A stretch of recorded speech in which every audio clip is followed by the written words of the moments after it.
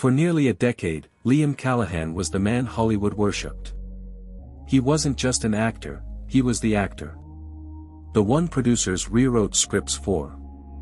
The one audiences adored in gritty dramas and swooned over in charming rom-coms. At 29, he'd starred in 5 box office hits, held 2 Golden Globes, and had a face so familiar it adorned perfume ads in Times Square. His rise felt almost mythical, an ordinary guy from Ohio turned leading man, the American dream wrapped in designer suits and camera flashes. But behind the high cheekbones and signature smirk was a man who'd spent years hiding a truth more twisted than fiction. Everything began to unravel the night Jackson Vega died. Before we delve deeper, kindly subscribe, like and comment your thoughts in the comments section. Jackson was just 24. Young, hungry, and pretty, Hollywood's usual prey. He was often spotted near Liam, in private lounges, beach parties, late-night rap dinners. The press called him a friend, sometimes a protege, but insiders whispered something more. No one ever confirmed it. Liam never addressed it. It wasn't part of the brand.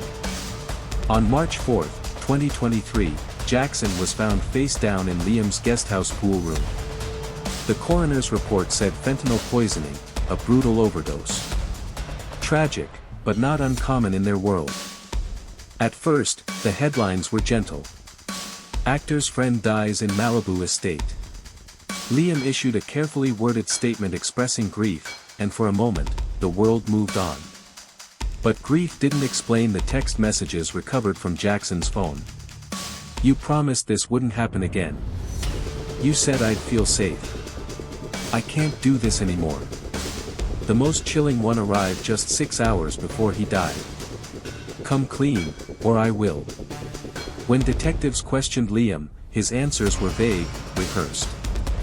He denied knowing Jackson had a drug problem, denied giving him anything, denied any romantic involvement. But a routine warrant changed everything. Inside a locked drawer in Liam's study, police found a burner phone. One he never disclosed.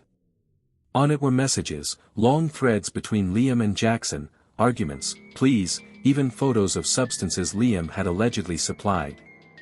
Suddenly, the narrative shifted. Liam Callahan wasn't just a heartbroken friend. He was now the last person seen with Jackson alive. Prosecutors claimed that after a fight over their secret relationship and Jackson's threat to go public, Liam had given him a fatal dose, a hot shot meant to silence him. The trial began that summer, and all of Hollywood watched. Fans packed the courthouse, some in tears, others in protest. The prosecution painted Liam as a manipulator, obsessed with his image, terrified of being outed, and willing to risk someone's life to keep his career intact. But it was the audio recording that broke the case wide open. From a security camera in the guesthouse, audio only, grainy but clear. Jackson's voice, panicked. Please. I can't breathe. I need help. A pause. Then Liam's voice, flat and steady. You'll ruin everything. You could hear the jury exhale. It was over. Liam's legal team scrambled. They called it a misunderstanding. Liam had panicked when he found Jackson unconscious. That the drugs were recreational and mutually used. That the message was about the chaos, not the secret. But it didn't matter. The jury found Liam guilty of involuntary manslaughter and criminal negligence. 11 years. No parole recommendation. The media pounced. Memes flooded the internet, red carpet clips juxtaposed with his mugshot. Former co-stars went silent. Brand deals vanished overnight. The fall was complete. From Malibu's penthouses to Wasco State Prison, Liam Callahan had never looked more out of place. Inmate number 448930. No publicist. No stylists. Just orange jumpsuits, chain-link fences, and a hard metal bed. And yet, something changed in him. According to prison staff, Liam refused isolation. He requested the general population, rejected special treatment, and started teaching a weekly class on screenwriting. The same man who once gave Oscar speeches now spent nights helping inmates craft stories. A guard shared that Liam would often sit in the dark alone, whispering a name to himself. Jackson, he thought. Always Jackson. But here's where the story twists again.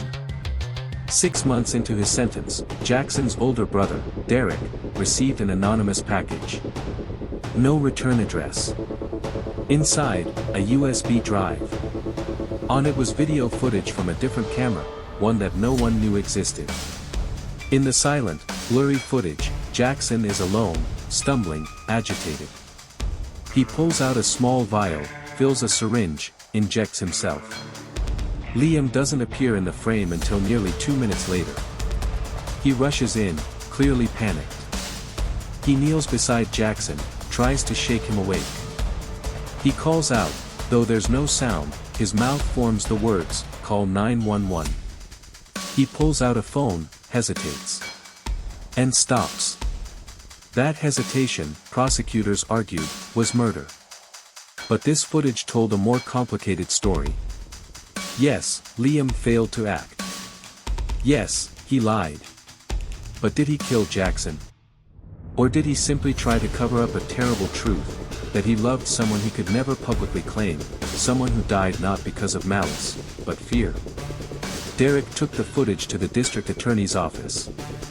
A formal request to reopen the case was filed within hours. Back at Wasco, Liam sat in the prison yard when the guard approached. "Callahan," the man said. "Legal's asking for you." Liam looked up, squinting against the sun. "Why?" The guard shrugged. "They didn't say." He stood slowly, dirt on his knees, a blank stare on his face. Was it justice finally coming for him, or just another cruel twist in a life built on illusion? Before we delve deeper, kindly subscribe, like and comment your thoughts in the comments section. For 6 months, Liam Callahan's name had vanished from every screen that once praised him. Hollywood had moved on. New faces filled the red carpets, and gossip columns replaced his scandals with newer ones. But behind the razor wire and steel gates of Wasco State Prison, Liam's story hadn't ended. It had only gone quiet, simmering beneath the surface like a secret no one dared speak aloud. Until the USB surfaced. The silent footage of Jackson Vega's final moments, retrieved from a long-forgotten security system, had torn a crack through the prosecution's airtight case. For the first time since the verdict, doubt crept into the story the world thought it knew. The footage told a different tale, Jackson alone, injecting. Liam arriving late, frantic. Not a killer, but maybe a coward. A man who hesitated when it mattered most. And that hesitation had cost him everything. Inside a dull gray government office in downtown Los Angeles, Deputy District Attorney Ruben Castillo leaned back in his chair, watching the footage for the 3rd time. The office lights buzzed overhead. His junior associate, Monica Patel, stood by the window, arms crossed. "This changes things," she whispered. Ruben didn't answer. His face was unreadable, stone, with a flicker of something deeper buried beneath. They had built their case against Liam on motive, opportunity, and the damning audio recording. But this video undercut their timeline. If Jackson had administered the drugs himself, if Liam had arrived afterward, the conviction might not hold. "Reopen the case?" Monica asked carefully. Ruben stood and walked to the window, watching the sun vanish behind the skyline. "No," he said finally. "We investigate first. Quietly. If we bring this public and it backfires, we blow everything." In prison, Liam knew nothing of the storm forming outside. He spent his days the same way, silent meals, daily rec time, late night writing on torn notebook pages. He'd become a ghost in the yard, neither feared nor followed. Just tolerated. That changed the morning a corrections officer appeared at his cell door. "Callahan," the man barked. "Pack it up. You've been summoned." "Summoned?" Liam asked, voice hoarse from silence. Legal visit. Downtown. Liam blinked, confused. He hadn't filed an appeal. No one came to visit. Not anymore. The van ride was long and cold. Chained at the ankles and wrists, he stared out the window at the city he once ruled. His name was gone from every billboard. Even the perfume ad, his favorite one, had been replaced by a younger star with sharper cheekbones. Inside the courthouse's secure legal wing, Liam was led into a concrete interview room. A woman waited for him, sharp eyes, dark red blazer, laptop open. "I'm Monica Patel," she said. "Deputy DA's office. I need you to watch something." He didn't speak. Just stared, weary and guarded. Monica pressed play. The black and white footage began to roll. Liam's jaw clenched. His body froze. He remembered the moment too well, the smell of chlorine, the flickering pool lights, the sound of Jackson's body hitting the floor. But seeing it from a distance, cold and unfiltered, did something strange. It made him grieve. He watched Jackson inject. Watched his own face twist in panic. Watched himself hesitate. When the screen went black, Liam looked up. His voice cracked. "Why now?" Monica studied him. "That's what we're trying to figure out." Word spread fast within the prison system. Not through guards, but inmates. Someone from the outside had come for Liam Callahan, and that meant one thing: the case might flip. A few men started circling again. Asking questions. Testing boundaries. Fame never stayed buried for long behind bars. One afternoon, a younger inmate, street name Nova, cornered Liam near the weight racks. "They really think you innocent," he sneered. Liam said nothing. Nova smirked. "You think cameras are gonna save you now?" Before Liam could respond, Nova leaned in closer. "Not everyone in here wants you walking out."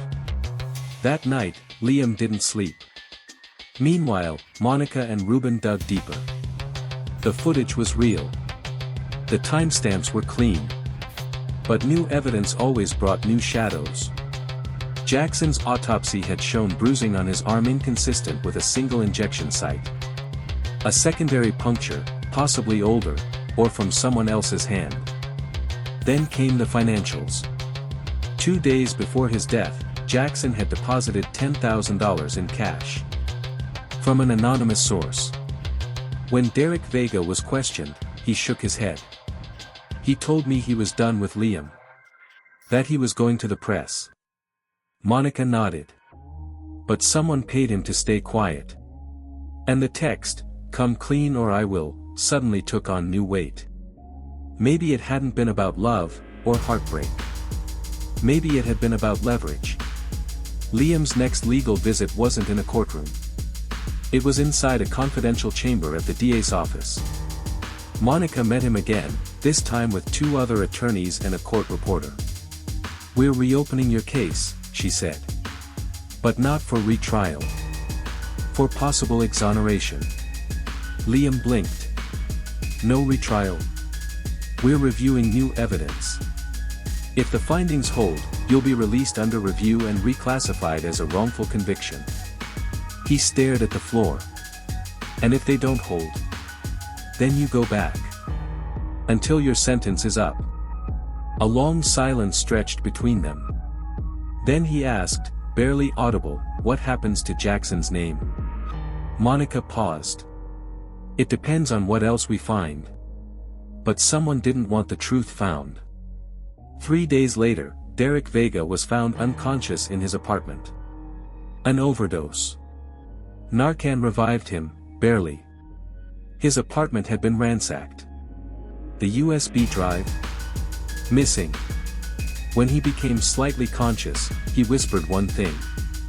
"It wasn't random. Someone was watching me." Police found no forced entry. No fingerprints. But in the back of Derek's closet, they found a stack of old journals, Jackson's journals. And buried in the pages was a name neither Monica nor Ruben expected. Victor Kline. A private fixer. Former talent agent. Known in the shadows of the industry. Unlicensed. Untraceable. Connected. A man who had once represented both Liam and Jackson. As Monica read through the entries, a new theory formed. What if Jackson had been silenced, but not by Liam? What if Liam wasn't just a coward, but a scapegoat? The next morning, Liam was escorted from his cell. Again.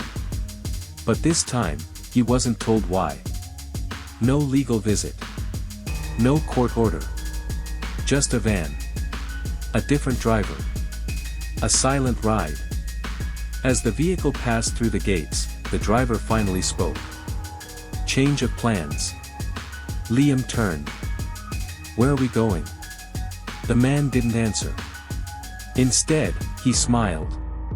And locked the doors.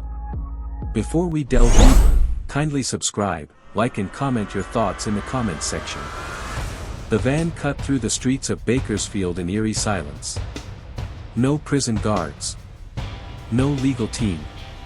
Just the low hum of tires and the soft rattle of chains around Liam Callahan's wrists. He watched the driver carefully. The man hadn't said much since they left Wasco. No badge. No ID. Just a clean uniform with no name tag and mirrored sunglasses that never left his face, even as the sun dipped low behind the horizon. Where are we going? Liam asked again, his voice dry. The driver offered a smirk but no answer. The hairs on Liam's neck stood up. This wasn't procedure. This wasn't anything close to legal transport. Something was off. Way off. He leaned back into the cold steel bench, heart pounding, the weight of uncertainty pressing harder than his cuffs ever could. An hour passed. Then two. They stopped at a remote airfield, abandoned, its single hangar rusting under a lavender sky. The driver finally spoke. Your ride's here. Liam squinted. A sleek black SUV pulled up alongside them, its windows tinted pitch black. A man stepped out. Tall. Silver hair. Black gloves. Not a speck of dust on his tailored coat. Victor Kline, Liam muttered under his breath, barely believing it. The man who had launched his career. Who had mysteriously disappeared before Jackson's death. The man whose name had surfaced like a rotting body in Jackson's journal. Kline smiled, calm and chilling. Liam.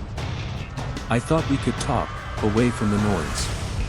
Inside the SUV, Kline offered him water and loosened the shackles himself. I don't need the performance, Liam said, voice tight. Kline chuckled. No performance. Just clarity. They drove in silence for several minutes, the city now far behind them. The desert stretched out in every direction. Kline finally spoke. You were never supposed to be the one who took the fall, Liam. It was supposed to be quiet. Clean. A scandal buried with a signed NDA and a rehab stint. But Jackson was never good at quiet. Liam's jaw clenched. You paid him off. $10,000. He wanted more, Kline said. Then he threatened to go public. You were spiraling. I did what I always do, I protected the brand. You. No, you protected yourself, Liam shot back. You knew what Jackson had. You let me rot so you wouldn't. Kline's expression didn't change. You didn't rot. You survived. And now, I'm offering you a way out. Liam laughed bitterly. Out? What kind of deal are we talking about now? Kline turned, his voice calm. You agree to keep the footage buried. You never testify. You leave the past where it belongs. In return, we walk you out a free man, with a new name, a new life, and enough money to live quietly. Liam stared at him. And if I say no? Kline smiled softly. Then you disappear the other way. And the world forgets you entirely. Back in Los Angeles, Monica Patel was losing her mind. The prison transport logs didn't show Liam being released. No paperwork. No authorization. Nothing. She called Ruben Castillo at 2:14 a.m. They took him without protocol, she snapped. He's gone. This reeks of Kline. Ruben exhaled. We can't prove Kline exists, Monica. Not on paper. Monica slammed her hand on the desk. But Jackson's journal did. The overdosed USB. That wasn't random. Now Liam vanishes, and no one's even blinking. Silence. Ruben's voice dropped. We need to go public. Meanwhile, Liam sat in a hotel room overlooking the edge of the Mojave Desert. Alone. The offer weighed on him like a second sentence. The footage proved he didn't kill Jackson. But it didn't erase the guilt. He hadn't saved him either. He remembered Jackson's last words, whispers, barely audible. You promised I'd be safe. And Liam hadn't kept that promise. He paced the room, tempted by the envelope Kline had left. Inside, new IDs, account numbers, offshore access. A second chance, maybe. But Jackson had never gotten one. That night, Liam made a decision. He picked up the burner phone Kline had left. And instead of calling the number on the card, he called Monica Patel. They met in secret, under the cloak of dawn at a service station outside Lancaster. Liam's hoodie was pulled low. Monica's eyes were sharp, but her relief was real. You're alive, she breathed. I'm ready to testify, Liam said. She nodded once. Then we bury him.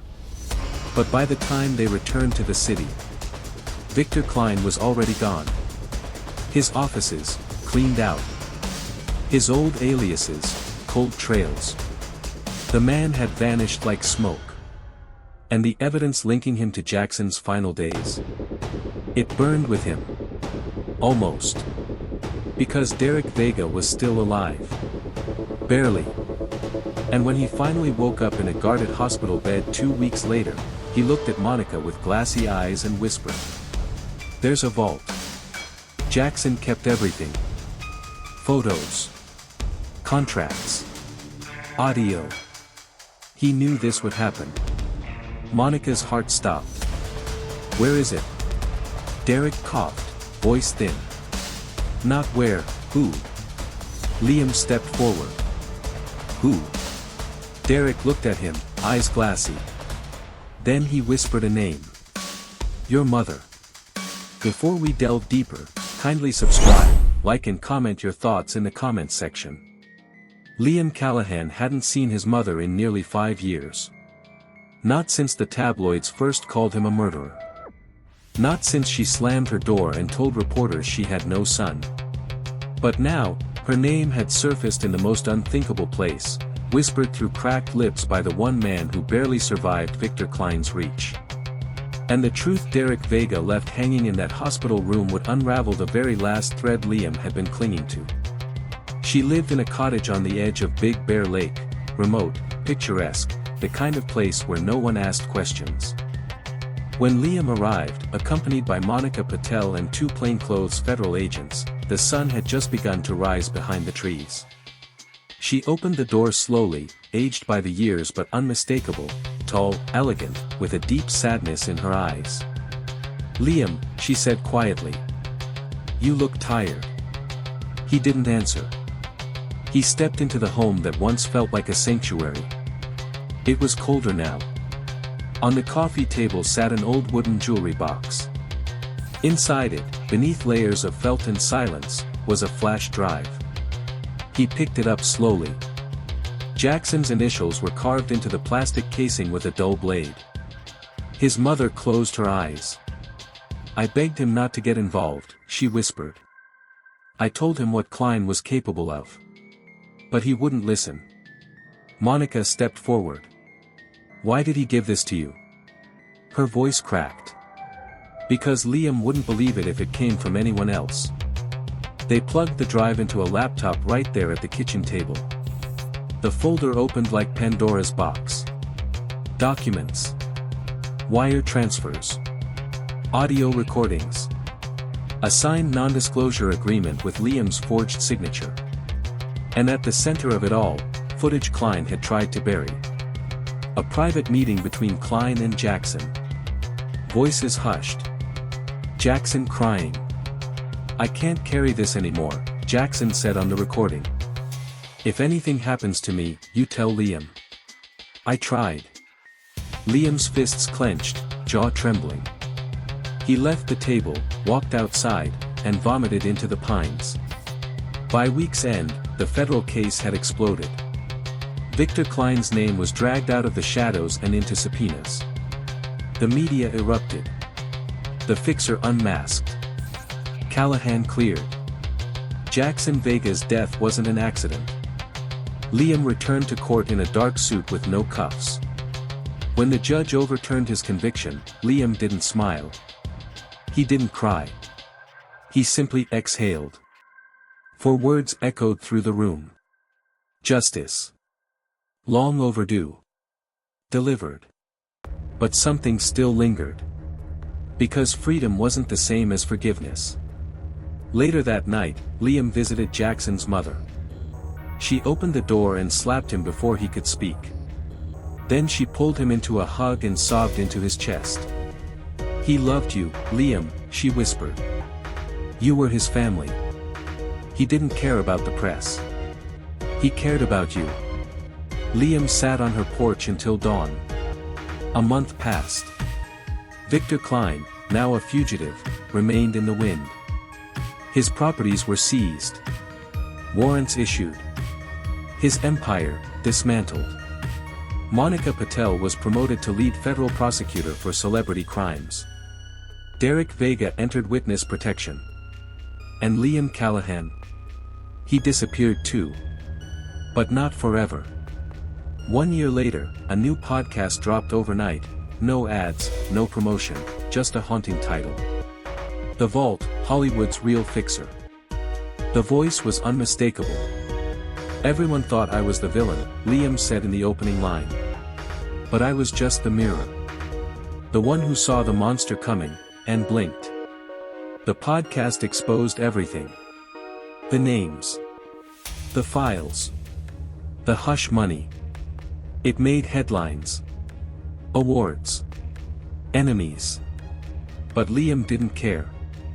He'd already lost everything that mattered. Now, he had nothing left to lose. Somewhere in the hills of Northern California, Monica Patel sat in her car, listening to the final episode of The Vault. Then her phone rang. Blocked number. She answered cautiously.